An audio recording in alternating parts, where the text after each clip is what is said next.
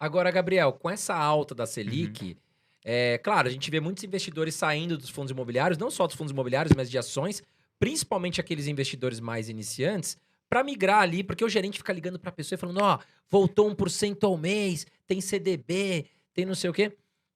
Mas esse movimento da Selic, ele só atrapalha os fundos imobiliários ou algum tipo de fundo imobiliário acaba ganhando com essa alta da Uhum. Selic? Então, a gente tem fundos de papéis, né, que, as dívidas estão atrelados, né, à Selic, à CDI, e eles realmente conseguem, de fato, trazer um retorno maior. Mas essa estratégia, como você falou aí, quando a Selic está subindo, migrar o dinheiro da bolsa para renda fixa, quando as coisas invertem, mudar, né, é uma estratégia que realmente no longo prazo a pessoa só vai perder dinheiro, né, porque ela vai estar sempre comprando o que está subindo, né, nunca vai pegar as coisas realmente na oportunidade. Então eu acho que você tem que entender, o que é bolsa de valores, o que é investir em fundos imobiliários, em ações, né, traçar essa estratégia e seguir, né. Quem fica, pulando aí de galho em galho, infelizmente no longo prazo não vai conseguir nada. Agora falando de INSS, Sim, você acredita que dá para a pessoa fazer a aposentadoria dela só investindo em fundos imobiliários? com certeza. Só com fundos imobiliários é até uma das principais estratégias é realmente fazer uma carteira previdenciária com fundos imobiliários. Muita gente me procura: "Gabriel, eu tô pensando se eu faço uma previdência privada ou se eu invisto o dinheiro em fundos imobiliários". Eu falo para o cara o seguinte: investir em fundos imobiliários é você construir ativos que vão trabalhar por você, né. Então, no longo prazo, você não vai estar se desfazendo do seu patrimônio para poder sobreviver dele. É o seu patrimônio que vai estar trabalhando no seu lugar, né. E os fundos imobiliários, a grande maioria deles, eles não têm prazo de finalização, né. Então, assim, são ativos que você vai levar aí para o restante da sua vida e quiçá para suas próximas gerações também vão receber suas cotas. Então são ativos que, de fato, eles vão gerar essa renda passiva mensal e livre de imposto, que é o são as Principal, principais né? características aí dos fundos imobiliários. Porque previdência, pessoal, até falei disso no Instagram e citei a previdência. O que Uhum. acontece? Previdência privada, existem previdências que são boas, enfim, em alguns regimes, e as pessoas fazem, mas tem que observar taxas, Sim. rentabilidade da previdência. Então, tem que tomar cuidado, porque a gente pensando a longo prazo, a previdência, na minha visão, também é para longo prazo, né? Então, quando eu falo que a previdência privada tem que se existem aí boas previdências e condições boas, mas olhe bem, veja bem, taxas, tudo isso para que você de repente não caia numa furada. Eu falei disso no Instagram esses dias Eu vi, e aí eu eu vi. falei acabei falando o que eu Aham. acho, né, então eu concordo com essa sua visão, né, André, acho que Não, você eu particularmente não gosto de previdência, acho que é muito engessado. Eu acho que fundos imobiliários é uma baita de uma vantagem. Que bom, eu cresci com o meu avô falando que parede era o melhor investimento, ou seja, nossos pais, nossos avós, eles tinham muito essa questão de investir em mais Sim. imóveis para alugar. Até queria te perguntar isso, Gabriel. Bom, deve chegar muito essa questão para você, né? Quais são os maiores benefícios dos fundos imobiliários frente a você investir num imóvel físico como Uhum. rendimento, né. Aham. Eu gosto muito de citar uma frase que é a seguinte: "Fundo imobiliário é a maneira mais inteligente, rentável e acessível de se investir em imóveis". Por quê? Por que que é mais inteligente? Da tela ali do seu celular, do seu computador, sem sair de casa você já investe, né. É totalmente acessível, R$ 10, 50, R$ 100 você já começa a investir. Então assim, quando você vai investir em imóvel, você não tem como você comprar o banheiro, depois você comprar a sala, depois você compra o quarto da casa. Ou você compra tudo ou você financia, não é isso? Com fundos imobiliários não, você pode fazer um crescimento gradual ali do seu patrimônio com o tempo, né. Começar com pouco, com 1, 2 cotas, mas vou ganhando dinheiro ao longo da minha vida, vou comprando mais, né.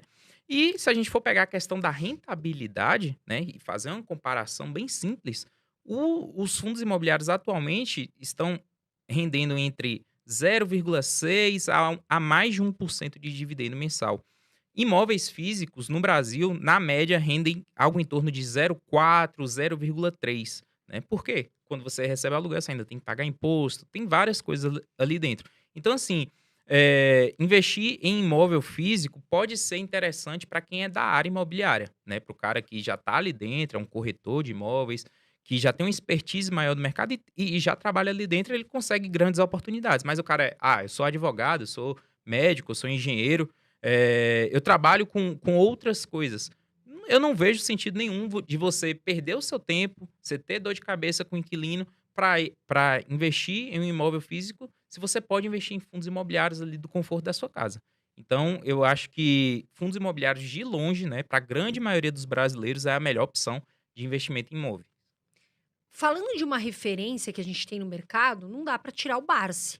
Não. E o Barsi já falou que ele não investe em fundos imobiliários. Uhum. O que você acha da estratégia dele? Então, assim, eu acho que é uma estratégia bem pessoal, né? Cada um tem ali sua estratégia de investimentos, né? Enquanto ele não investe, a gente tem grandes investidores em fundos imobiliários também, né? Pessoas que têm alguns bons milhões de reais e ganham uma renda passiva através disso.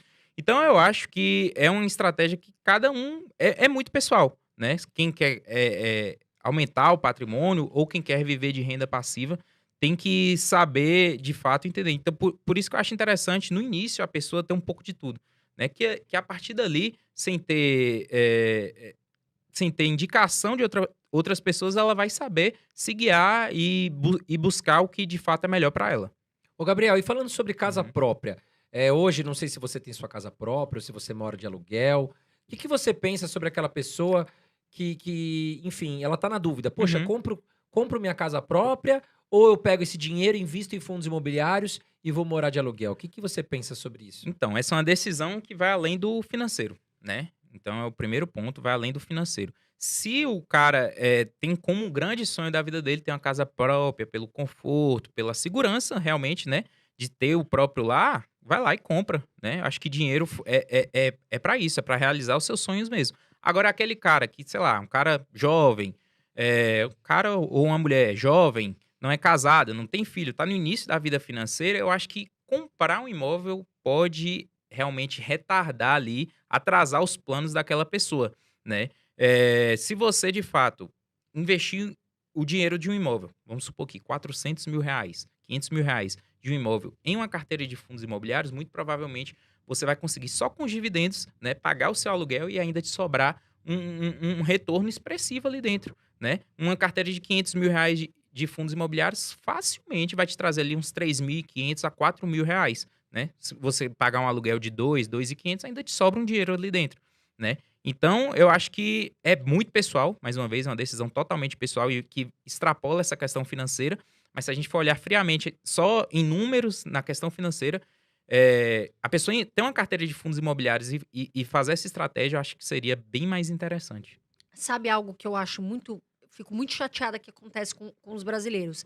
Esses dias eu tava falando com uma amiga minha e ela falou: Poxa, eu perdi R$ 100.000 uma vez porque ela deu uma entrada Uhum. num apartamento e depois ela não conseguiu pagar.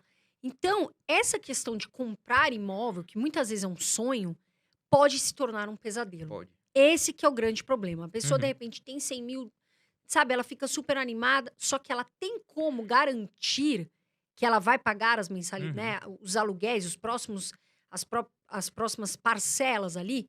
Isso é algo que eu acho que é muito perigoso e eu vejo que os brasileiros Sim. acabam fazendo. Na sua visão, lá vem eu. Tã, tã, tã, tã. Eu e as listas. Quais são os 3 ativos que você tem, que você não tira da carteira? Que você Uhum. tem a maior posição e você gosta muito? Vamos lá. Que eu tenho a maior posição atualmente é a HGLG, tá? Quase 15% da minha carteira, porque eu participei de uma oferta pública recentemente, tá? Foi um momento que teve uma subscrição, né? E eles abriram para oferta pública com um preço bem atrativo. Então, eu participei há pouco tempo atrás. Foi até a oferta que eles captaram a grana para construir os galpões novos do fundo. Então, eu tenho quase 15%. O Deva 11, que é um fundo de papel high yield, né? Traz um alto dividendo também. É um fundo que está se expandindo bastante. Eu também tenho quase 9% da minha carteira nele. E em terceiro lugar, o IRDM. Então, se você for lá no meu Instagram, você vai ver que são os 3 top que estão lá na minha carteira.